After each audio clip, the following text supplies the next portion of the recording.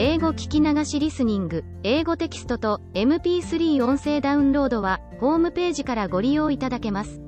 88thpp.com、88thpp.com。 Little Snow White.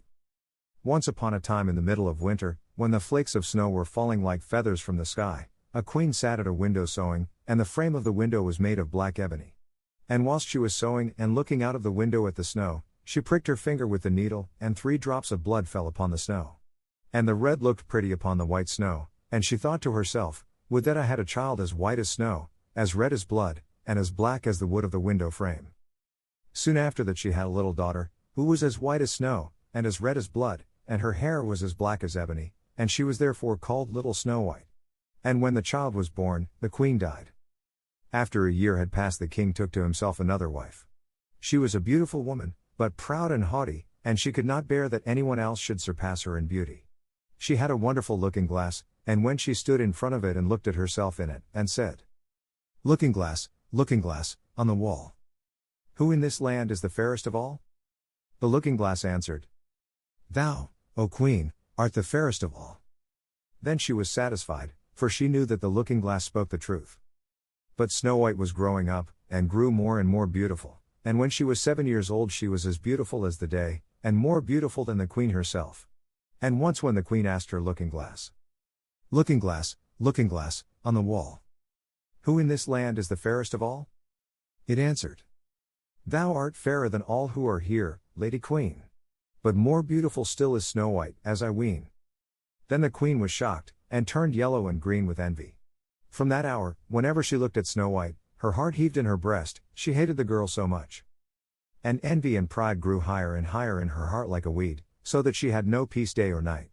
She called a huntsman, and said, Take the child away into the forest, I will no longer have her in my sight. Kill her, and bring me back her heart as a token. The huntsman obeyed, and took her away, but when he had drawn his knife, and was about to pierce Snow White's innocent heart, she began to weep, and said, Ah, dear huntsman, leave me my life.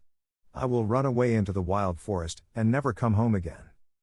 And as she was so beautiful, the huntsman had pity on her and said, Run away, then, you poor child. The wild beasts will soon have devoured you, thought he, and yet it seemed as if a stone had been rolled from his heart, since it was no longer needful for him to kill her. And as a young boar just then came running by, he stabbed it, and cut out its heart and took it to the queen as proof that the child was dead. The cook had to salt this, and the wicked queen ate it, and thought she had eaten the heart of Snow White. But now the poor child was all alone in the great forest, and so terrified that she looked at every leaf of every tree, and did not know what to do. Then she began to run, and ran over sharp stones and through thorns, and the wild beasts ran past her, but did her no harm. She ran as long as her feet would go until it was almost evening, then she saw a little cottage and went into it to rest herself. Everything in the cottage was small, but neater and cleaner than can be told. There was a table on which was a white cover, and 7 little plates, and on each plate a little spoon. Moreover, there were 7 little knives and forks, and 7 little mugs. Against the wall stood 7 little beds side by side, and covered with snow white counterpanes. Little Snow White was so hungry and thirsty that she ate some vegetables and bread from each plate and drank a drop of wine out of each mug, for she did not wish to take all from one only. Then, as she was so tired, she laid herself down on one of the little beds, but none of them suited her. One was too long, another too short, but at last she found out that the 7th one was right, and so she remained in it, said a prayer and went to sleep. When it was quite dark, the owners of the cottage came back. They were 7 dwarfs who dug and delved in the mountains for ore. They lit their 7 candles, and as it was now light within the cottage, they saw that someone had been there, for everything was not in the same order in which they had left it. The first said, Who has been sitting on my chair? The second, Who has been eating off my plate? The third, Who has been taking some of my bread? The fourth, Who has been eating my vegetables? The fifth, Who has been using my fork? The sixth, Who has been cutting with my knife? The seventh, Who has been drinking out of my mug? Then the first looked round and saw that there was a little hole on his bed, and he said, Who has been getting into my bed? The others came up and each called out, Somebody has been lying in my bed too. But the 7th, when he looked at his bed, saw little Snow White, who was lying asleep therein. And he called the others, who came running up, and they cried out with astonishment, and brought their 7 little candles, and let the light fall on little Snow White. Oh heavens! Oh heavens! Cried they, What a lovely child! And they were so glad that they did not wake her up, but let her sleep on in the bed. And the seventh dwarf slept with his companions, 1 hour with each, and so got through the night. When it was morning, little Snow White awoke, and was frightened when she saw the 7 dwarfs. But they were friendly and asked her what her name was. "My name is Snow White," she answered. "How have you come to our house?" said the dwarfs. Then she told them that her stepmother had wished to have her killed, but that the huntsman had spared her life, and that she had run for the whole day, until at last she had found their dwelling. The dwarfs said, "If you will take care of our house, cook, make the beds, wash, sew, and knit, and if you will keep everything neat and clean, you can stay with us and you shall want for nothing." "Yes," said Snow White, "with all my heart," and she stayed with them. She kept the house in order for them. In the mornings they went to the mountains and looked for copper and gold, in the evenings they came back, and then their supper had to be ready. The girl was alone the whole day, so the good dwarfs warned her and said, "Beware of your stepmother, she will soon know that you are here, be sure to let no one come in."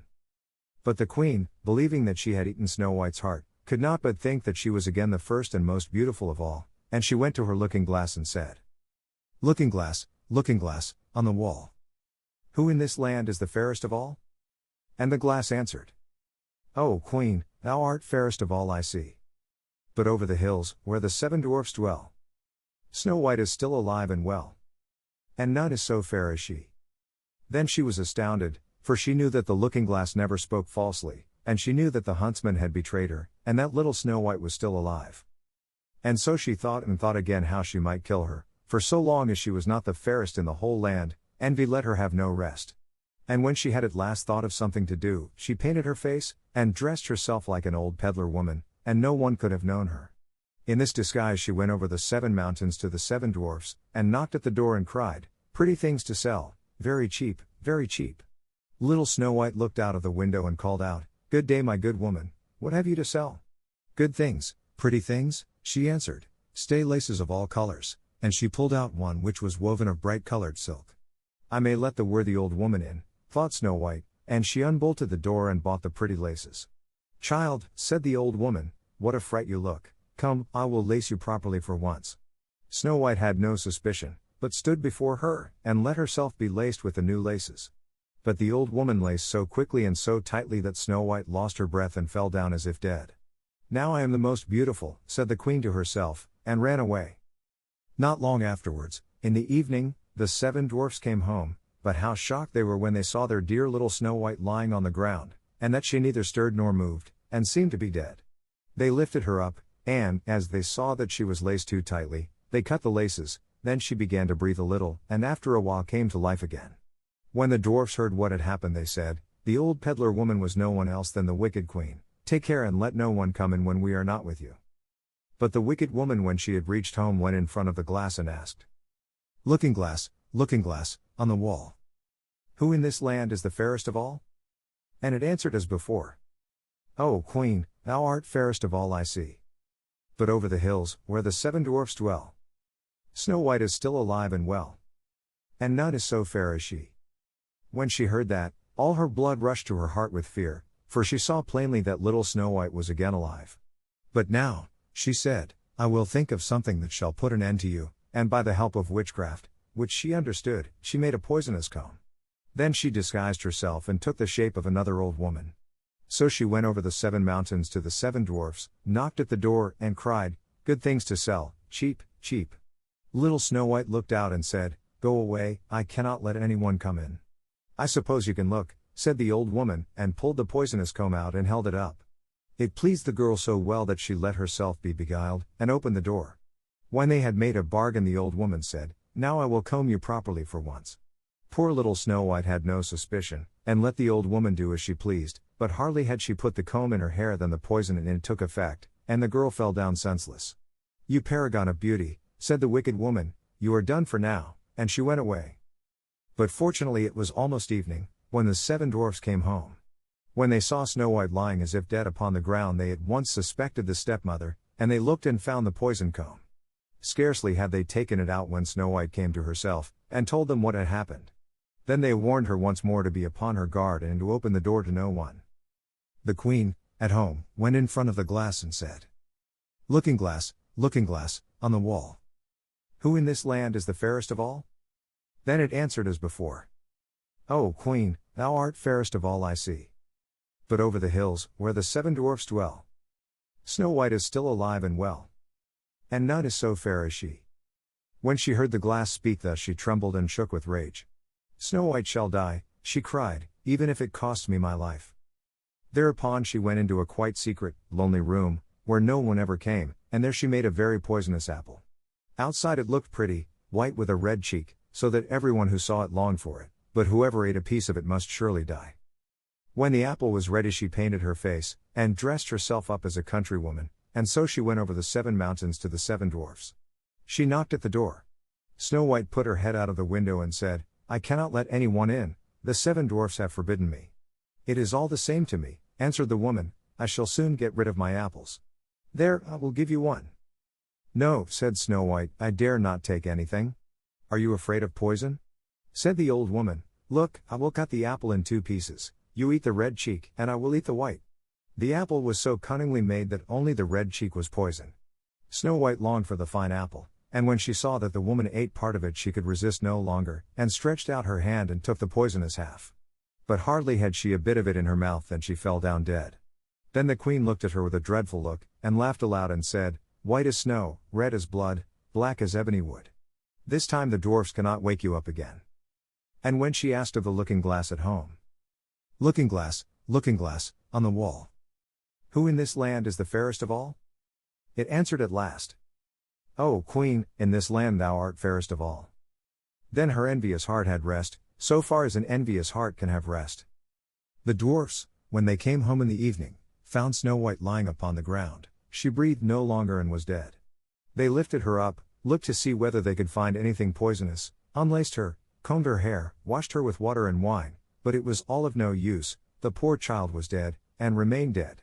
They laid her upon a bier, and all 7 of them sat round it and wept for her, and wept 3 days long. Then they were going to bury her, but she still looked as if she were living, and still had her pretty red cheeks. They said, we could not bury her in the dark ground, and they had a transparent coffin of glass made, so that she could be seen from all sides, and they laid her in it, and wrote her name upon it in golden letters, and that she was a king's daughter. Then they put the coffin out upon the mountain, and one of them always stayed by it and watched it. And birds came too, and wept for Snow White, first an owl, then a raven, and last a dove. And now Snow White lay a long, long time in the coffin, and she did not change, but looked as if she were asleep, for she was as white as snow, as red as blood, and her hair was as black as ebony. It happened, however, that a king's son came into the forest, and went to the dwarf's house to spend the night. He saw the coffin on the mountain, and the beautiful Snow White within it, and read what was written upon it in golden letters. Then he said to the dwarfs, Let me have the coffin, I will give you whatever you want for it. But the dwarfs answered, We will not part with it for all the gold in the world. Then he said, Let me have it as a gift, for I cannot live without seeing Snow White. I will honor and prize her as my dearest possession. As he spoke in this way, the good dwarfs took pity upon him, and gave him the coffin. And now the king's son had it carried away by his servants on their shoulders. And it happened that they stumbled over a tree stump, and with a shock the poisonous piece of apple which Snow White had bitten off came out of her throat. And before long she opened her eyes, lifted up the lid of the coffin, sat up, and was once more alive. Oh heavens, where am I? She cried. The king's son, full of joy, said, You are with me, and told her what had happened, and said, I love you more than everything in the world, come with me to my father's palace, you shall be my wife. And Snow White was willing, and went with him, and their wedding was held with great show and splendor. But Snow White's wicked stepmother was also bidden to the feast. When she had arrayed herself in beautiful clothes, she went before the looking-glass, and said, Looking-glass, on the wall, who in this land is the fairest of all? The glass answered, O Queen, of all here the fairest art thou. But the young queen is fairer by far, as I trow. Then the wicked woman uttered a curse, and was so wretched, so utterly wretched, that she knew not what to do. At first she would not go to the wedding at all, but she had no peace, and must go to see the young queen. And when she went and she knew Snow White, and she stood still with rage and fear, and could not stir. But iron slippers had already been put upon the fire, and they were brought in with tongs, and set before her. Then she was forced to put on the red-hot shoes, and dance until she dropped down dead. 英語聞き流しリスニング、英語テキストと MP3 音声ダウンロードは、ホームページからご利用いただけます。88thpp.com 88thpp.com